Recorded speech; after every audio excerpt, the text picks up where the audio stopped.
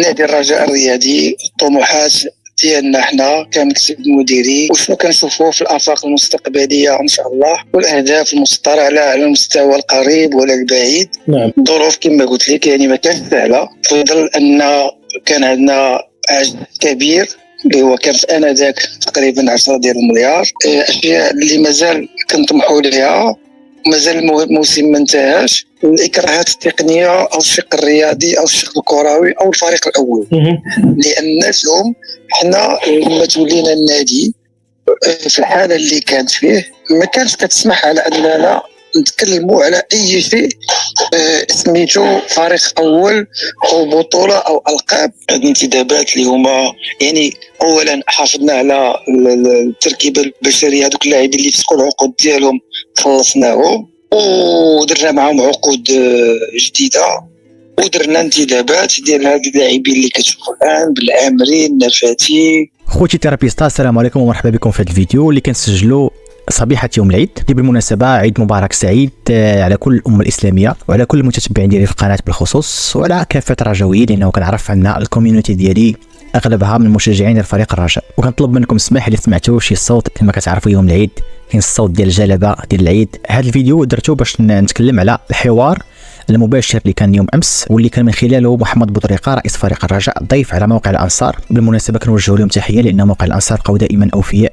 انهم قراب من اخبار فريق الرجاء ومن محيط فريق الرجاء، وموقع ديما رجاء كما عرفناه لا عبر الانترنت لا عبر الفيسبوك بقى دائما وفي لايصال صوت جمهور فريق الرجاء، فتحيه لهم بالمناسبه. وهي مناسبه باش نوهوا بالعمل الجبار اللي قام به عادل هالا اللي هو واحد من المشرفين على موقع الانصار واللي انضم للمكتب المسير لفريق الرجاء ودار عمل كبير هذه السنه هذه، طبعا مع بقيه المكتب المسير بقياده الرئيس محمد بوطريقه. وانا شخصيا كنعرف السي عادل هالا معرفه شخصيه عبر الفيسبوك عبر مواقع التواصل الاجتماعي، شخص متواضع خدوم محب ومتيم وعاشق لفريق الرجاء. فتحيه لموقع الانصار وتحيه للاخوه البوجديني وتحيه كذلك لعادل هالا عضو المكتب المسير لفريق الرجاء. هذا الحوار المباشر كان مهم بزاف وعنده واحد الابعاد خصوصا على المستوى التسييري والمستوى المالي، كان ولا بد خصني نوقف عليها ونتكلم عليها ونعلق عليها ونعطي فيها رايي المتواضع. وفي نفس الوقت كان الحوار مع السيد الرئيس فرصه باش نجاوبوا على العديد من التساؤلات واللي كنت انا شخصيا كنطرحها، واللي فيها اللي كان مفاجئ وفيها ايضا اللي ما كانش مفاجئ بالنسبه لي كجواب من السيد الرئيس. اول حاجه نوقف عندها هو صفه السيد الرئيس، وهي رساله منه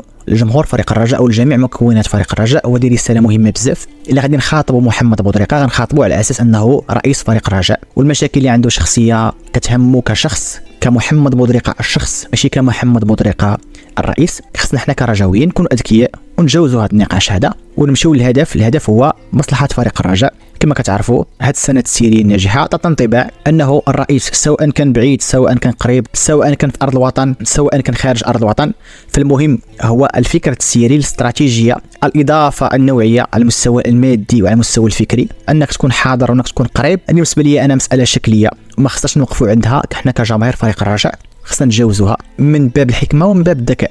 على المستوى التسييري كما قال السيد محمد بوطريقه الموسم كان تسييري صعب لانه كان غلق الملاعب، فريق الرجاء ما كانش كيلعب في المعقل ديالو الاسطوري مركب محمد الخامس، وبالتالي ما كانوش مداخيل كبيره على المستوى الجماهيري.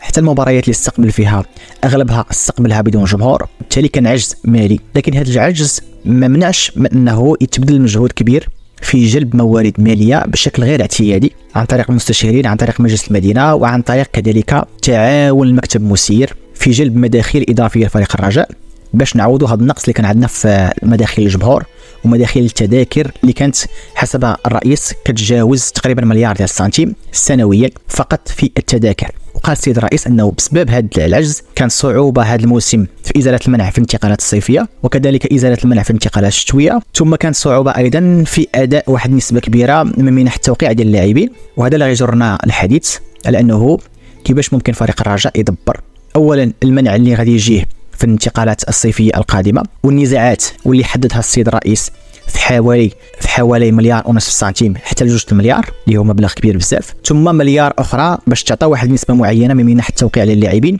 ومساله ضروريه وهامه انها تعطى للاعبين قبل الدخول في الاستعدادات للموسم الجاي. طبعا المبلغ ماشي سهل باش تجمع هذا المبلغ هذا تقريبا 3 مليار سنتيم قبل الموسم الجديد. قال بانه غادي يدخل 2 مليار ديال السنتيم عن طريق مستشارين وعن طريق مداخيل اخرى، وقال انه خص مليار اخرى اي مليار سنتيم اخر اضافيه هذيك المليار سنتيم اللي غادي يفتحوا من خلالها الاشتراك السنوي الخاص ببطائق الاشتراك، لانه فريق الرجاء السنه المقبله الحمد لله انه عارف فين غادي يلعب، وهذه حاجه مزيانه. عكس هذا الموسم غادي يستقبل في ملعب عربي الزاولي الطاقه الاستيعابيه ديالو حسب الرئيس حوالي 25000 مقعد، لكن بطائق الاشتراك تحدد العدد ديالها في حوالي 10000 بطاقه. الى خدينا واحد العمليه حسابيه حسب الفئات ديال البطائق غادي نلقاو بلي فريق الرجاء راه ممكن يتحصل على هذا المبلغ هذا من خلال البطائق الاشتراك السنويه قبل بدايه الموسم.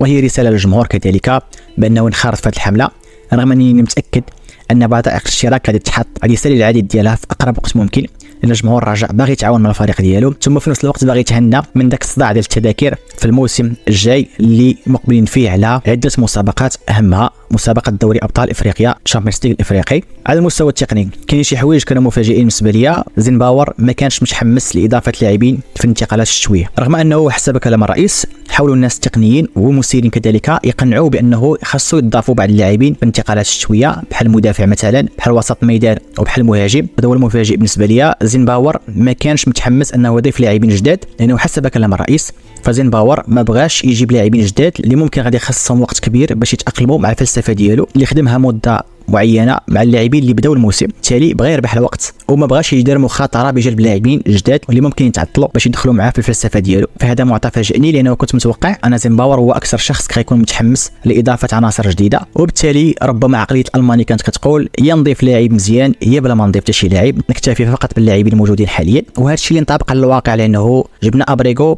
جبنا هيرفي، وجبنا بالعياد بثلاثه ما كيلعبوش رسميين، وجوج فيهم غالبا ما كيدخلوش حتى بدلاء اللي هما ابريغو وهيرفي. الوحيد اللي كان مؤثر كبديل هو الجزائري رياض بن عياد، وهذا الشيء اللي كنت قلت لكم في الانتقالات الشتويه بلي اللاعب الوحيد اللي ممكن يكون مؤثر هو رياض بن عياد، لانه من ناحيه الباجاج تكنيك هو افضل لاعب تعاقدنا معاه في الانتقالات الشتويه، لكن للاسف ما كانش جاهز بدنيا، وحتى دابا كيبان انه باقي ما وصلش ل 100% من الجاهزيه البدنيه ديالو. على مستوى التحضير للموسم المقبل كلمه مهمه ديال الرئيس، وانه مازال سابق لاوانه ان نتكلموا على الموسم المقبل، وحنا تابعنا مباراه مهمه في نصف نهائي كاس العرش، وتابعنا مسابقه مهمه اللي هي كاس العرش اللي خصنا نوصلوا فيها النهائي ونفوزوا فيها باللقب ونحققوا الازدواجيه هذه السنه اللي كنستحقوها. فهذا معطى مهم ورساله مهمه عجبتني في الرئيس، لانه قبل ما نبداو نتكلموا على الموسم الجاي طبعا على المستوى التقني خاصنا بعدا نساليو هذا الموسم هذا، فكلام السيد الرئيس كان دبلوماسي في تجنب الكلام على اللاعبين المغادرين، اللاعبين اللي غادي يجيو، رغم انه قال كلمه مهمه جدا، قال ان العمل على الانتدابات الخاصه بالموسم الجاي بدينا فيها منذ اشهر. طبعا هذا ما ينطبق على الواقع، لانه اذا كانت كل الاخبار كتشير للتعاقد مع حارس مرمى، مع وسط ميدان، ومع جناح اجنبي اللي هو الكونغولي كينزومبي طبعا، وشائعات اخرى كتخص لاعبين اخرين، فهذا كيأكد ان الخدمه ديال الانتقالات الصيفيه راه بدات منذ شهور، وهذا معطى ريحني انا شخصيا. بخصوص الانتدابات كذلك قال انها هذه المره مختلفه من حيث استراتيجيه، ما غاديش يتم التعاقد مع لاعب بناء على اشرطه الفيديو ولا الفيديوهات ديالو، لانه الفيديوهات كتكون خادعه. هذا العام المستجد هو انه فريق الرجاء يتعاقد مع اللاعبين بناء على سكاوتين جماعي فيه راي المدرب، اقتراح المدير الرياضي محمد مديح، في ايضا الفيزيوناج ديال طاقم زيمباور اللي فيه 3 عناصر اخرى، 2 مساعدين ومحلل اداء، وبالتالي هذه معطيات ممكن تقلل من الاخطاء في الاختيارات ديال اللاعبين. وقال ان اللاعبين اللي غادي يجيو هما لاعبين بناء على دراسه وبناء على متابعه فنيه لمده طويله، فنتمنى ان شاء الله يكون توفيق في التعاقد مع اللاعبين الجدد اللي غادي يكونوا مهمين جدا في الموسم الجاي اللي كيتسنانا، اللي هو موسم صعيب بزاف اللي فيه عده منافسات اهمها دوري ابطال افريقيا. نقطه مهمه تكلم عليها هو النزاعات. قال ان النزاعات اللي درناهم حنا حاولنا نخرجوا منهم باقل الاضرار، وهذا الشيء اللي وقع مع لاعب بحال هاشم دومينغو اللي كان منحه التوقيع ديالو حوالي 3 مليون ديال الدرهم، يعني 300 مليون سنتيم، لكن فتح العقد ديالو السيد الرئيس لمح لانه هاشم دومينغو فسخ مقابل 100 مليون سنتيم. كيبان انه مبلغ اقل بكثير من داكشي اللي ممكن يتقاضاه اللاعب هاشم دومينغو هذه السنه، لكن كيبقى مبلغ كبير وصراحه وخسرناه في اللاعب، مع الاشاره ان الانتقالات الصيفيه كانت موفقه ديال فريق الرجاء. ذكرنا ادم النفاتي، ذكرنا بوغرين، بوهوب، ذكرنا بالعمري، ذكرنا خفيفي، فباستثناء المهاجم العراقي ايمن حسين اللي هو مهاجم دولي لكن ما تاقلمش مع الرجاء. هاشم دومينغو كما قال الرئيس كان اختيار يعني رئيسي من المدرب الفريق، لكن قال انه اختيار جماعي كتحملوا فيه كامل المسؤوليه، ودي كلمه مهمه وعجبتني بزاف. كتاكد بانه خاص القرارات تكون جماعيه باش نقللوا الهوامش ديال الخطا في اختيارنا للاعبين الجدد. رساله مهمه وجهها للجمهور، قال انه ما خصوش يبقاو ينساقوا وراء الاشاعات. قال ان الاشاعات خصوصا ديال اللاعبين المغادرين غتكون يعني عندها واحد الدور اساسي في زعزعه استقرار الفريق. جبد مثال ديال الاشاعه اللي كتقول ان بالعمري عنده عرض من فريق الاهلي المصري، قالوا انه ما كاين حتى شي عرض بالعمري. وبخصوص اللاعبين اللي ممكن يمشيو، فكلام السيد الرئيس كان شويه دبلوماسي، لانه الح على كلمه مهمه بزاف اللي هو الحفاظ على الركائز الفريق. قال انه في الظروف الحاليه للفريق الرجاء، وانه المداخيل ديالنا قليله والاكراهات اللي عاناها فريق الرجاء هذا الموسم، فتحتم عليه انه الا جات فرصه للحصول على مداخيل اضافيه اخرى خارج الصندوق فراه ممكن يتوجه لها. وانا فهمت من الكلام ديالو، فهمت ما بين الاسطر ممكن يتم التخلي على واحد من ركائز الفريق الا توصل فريق الرجاء بعرض مميز. كلام الرئيس واقعي ومنطقي. في كل موسم اللي عندك عجز مالي باش ممكن تعوض هذا العجز، هي ما تجيب فلوس خارج الصندوق، وهذيك فلوس من جبتيها. ولا الحل الثاني هو ان فريق الرجاء في حاله التوصل بعرض مالي لاحد اللاعبين ديالو يتحصل على واحد المبلغ مالي محترم باش ممكن يبدا به الموسم الجديد في اريحيه، وفي نفس الوقت يعاونوا كذلك في استثمار هذا المبلغ في التعاقد مع لاعبين اخرين، لكن بشرط ان التخلي على الركائز الفريق ما يفوتش العدد ديال اللاعب واحد فقط باش ممكن نحافظوا على واحد النواه صلبه وواحد العمق اللعب اللي جاء بهاد العناصر نفسهم اللي انسجموا مع بعضياتهم وخدموا مع المدرب والطاقم التقني لاطول مده ممكنه. فبالتالي ملي كتغير عدد كبير من اللاعبين وكتجيب لاعبين اخرين واخا يكونوا لاعبين مزيانين، فراه يخصهم شويه الوقت باش نوصلوا لواحد عمق اللعب معين، وهذه هي المخاطره التقنيه اللي ما خصناش ندخلوا فيها. الملخص ديال كلام السيد بودريقه انه كاين حماس، كاين عمل، كاين استراتيجيه، كاين بعد نظر. اللي غادي ياكد هذا الشيء هو النتائج. طبعا النتائج في الموسم الاول كانت ناجحه، واللي كان ناجح فيها جدا هو ان فريق الرجاء تغلب على الاكراهات اللي كانت سببها اغلاق الملاعب الكبرى واغلاق مركب محمد الخامس، وايضا استقبال فريق الرجاء بدون جمهور في اغلب الوقت. من جهه اخرى اكد السيد الرئيس انه كان واثق في المدرب الالماني جوزيف زيمباور، وقال انه قبل بدايه الموسم قال للاعبين باللي هذا هو المدرب ديالكم حتى نهايه الموسم، يعني خصكم تاديروا معاه وتقاتلوا معاه وتركزوا معاه في التدريب. وهذه حاجه مهمه كتبين لك باللي الاستشاره التقنيه المتعلقه بالمدرب جوزيف زيمباور ما كانش غلطه وما كانش امبيغي وما كانش فيها تردد، والدليل انه في الوقت اللي ما كانش اداء بشكل جيد وكانوا النتائج يعني متقطعه ومتذبذبه، المكتب المسير لفريق الرجاء بين باللي تيق في المدرب زيمباور والطاقم التقني اللي معاه.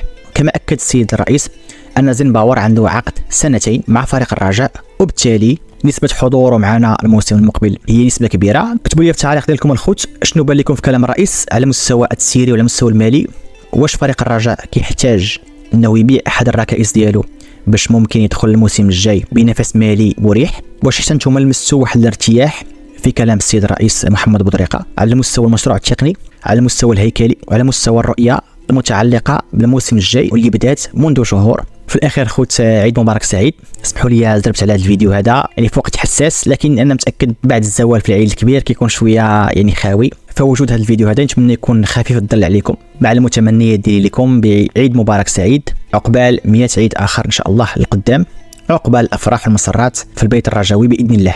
في الاخير اخوت ما تنسوش تدعمونا بلايك وسبسكرايب للقناه الى مازال غير مشتركين، ولا كنتم المتتبعين الدائمين ديال القناه وبغيتوا تدعموا محتوى القناه من اجل الاستمراريه، عندنا الانتساب الشهري اللي هو بمبلغ رمزي، والمنتسبين نحطوا الاسماء ديالهم ان شاء الله بشكل مباشر في البودكاست ديالي، علما ان هذا الانتساب الشهري ما فيه حتى امتياز خاص بمشاهده محتوى القناه او التفاعل معها. ديما رجاء تهلاو راسكم. السلام عليكم.